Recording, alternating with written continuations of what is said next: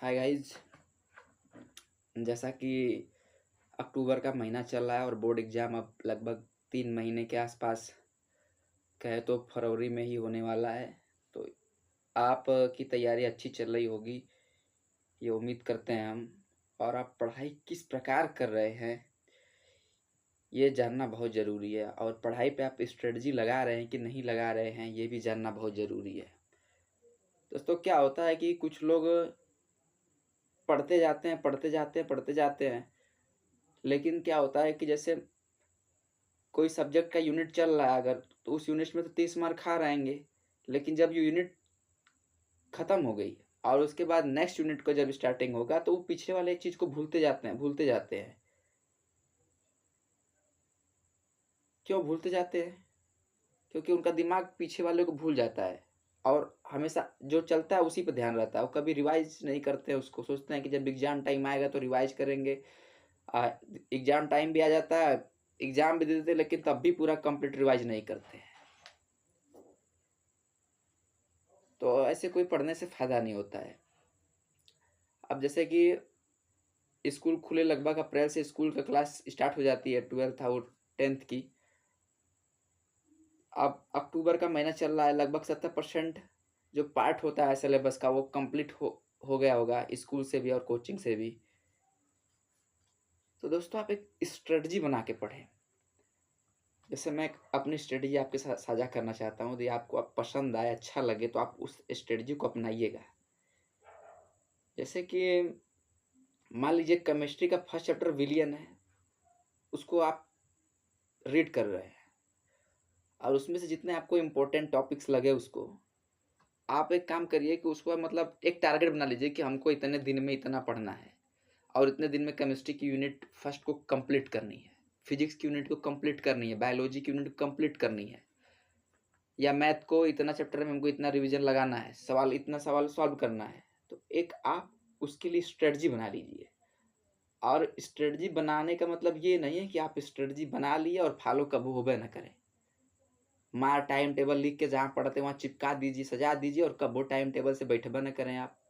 मत बनाइए time table, कोई टाइम टेबल की आवश्यकता नहीं है। लेकिन आप स्ट्रेटजी बनाइए तो उस पे फॉलो करिए। 2 घंटा नहीं, 3 घंटा नहीं, आप आधे घंटे, 1 घंटे उस पे पढ़िए, आप उसको फॉलो करिए स्ट्रेटजी को।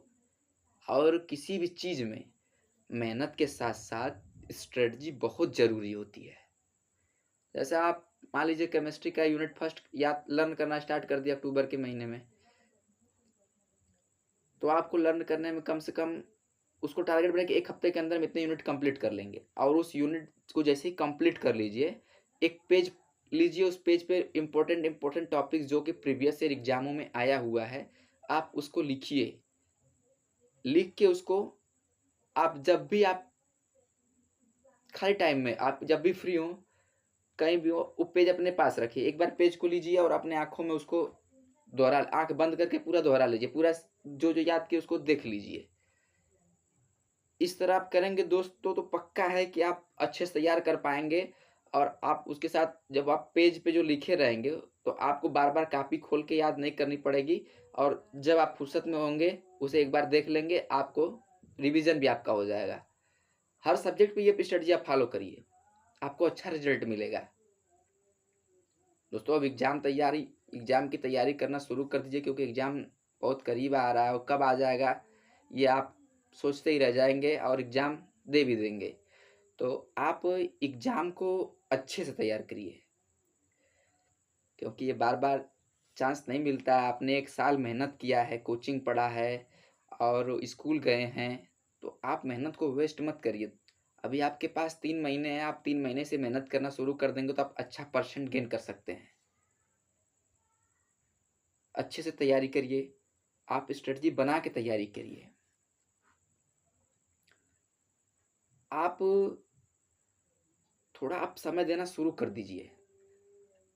आप ऐसा मत करिए कि अपने आप को धोखा मत दीजिए कि हम नहीं, आज अभी तो 3 महीना एग्ज़ाम है, चलो दीपावली बाद पढ़ते हैं, उसके बाद छठ पूजा बाद पढ़ते हैं, उसके बाद अभी तो 1 महीना टाइम है, दिसंबर में पढ़ लेंगे, फिर जनवरी में करते-करते फिर एग्ज़ाम के पास आ जाओगे, तो फिर एग्ज़ाम के बोलोगे कि अभी एग्ज़ाम तो 15 फरवरी को है, चलो थोड़ा घूम ले, 14 फरवरी को पढ़ा जाएगा, 14 फरवरी भी आ जाएगा, 15 फरवरी और एग्ज़ाम भी होके चला जाएगा, और पछताते रह जाएँगे कि हमने पढ़ा नहीं, और हमारा प और जब जिस दिन रिज़ल्ट आएगा आप उस दिन सोचेंगे किसी के सामने नहीं, मार आपका धड़कन धड़कने लगेगा तेज़ी से।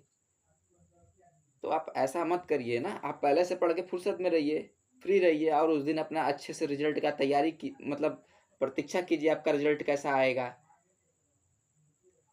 आपका रिज़ल्ट अच्छा आएगा तो आपकी 1 साल की मेहनत जो किए हैं उसको सफलता आपको मिलेगी।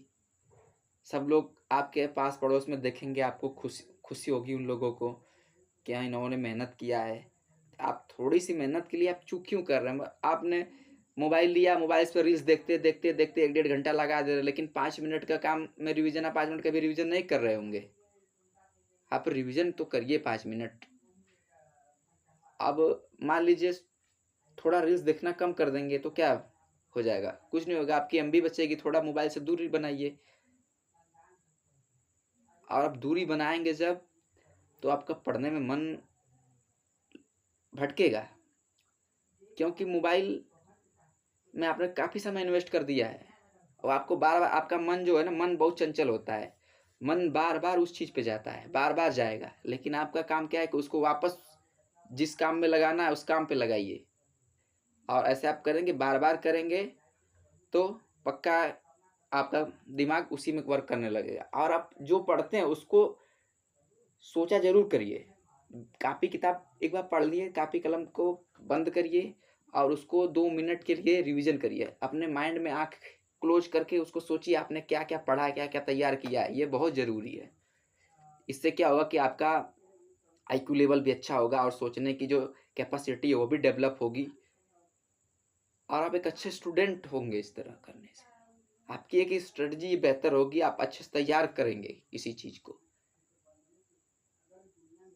तो दोस्तों, आप अच्छे से तैयारी करिए, और अब टाइम आ गया है पढ़ने के लिए, तो आप अब दोस्तों पढ़ना शुरू कर दीजिए। क्योंकि अक्टूबर अब आज 18 अक्टूबर हो गया, लगभग 13 दिन और बचा है अक्टूबर में, नवंबर, दिसंबर।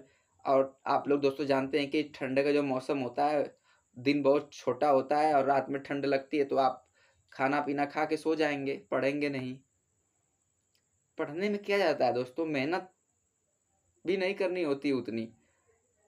यदि आप नहीं पढ़ेंगे, तो बाद में फिर वही भटकेंगे, आप अपने बच्चों को सजेशन देंगे कि देखो बच्चे हम पढ़े नहीं, और तुम पढ़ लो, अब वही बाकी लोग की तरह देते फिरेंगे। आज टाइम है, आज पढ़ लीजिए।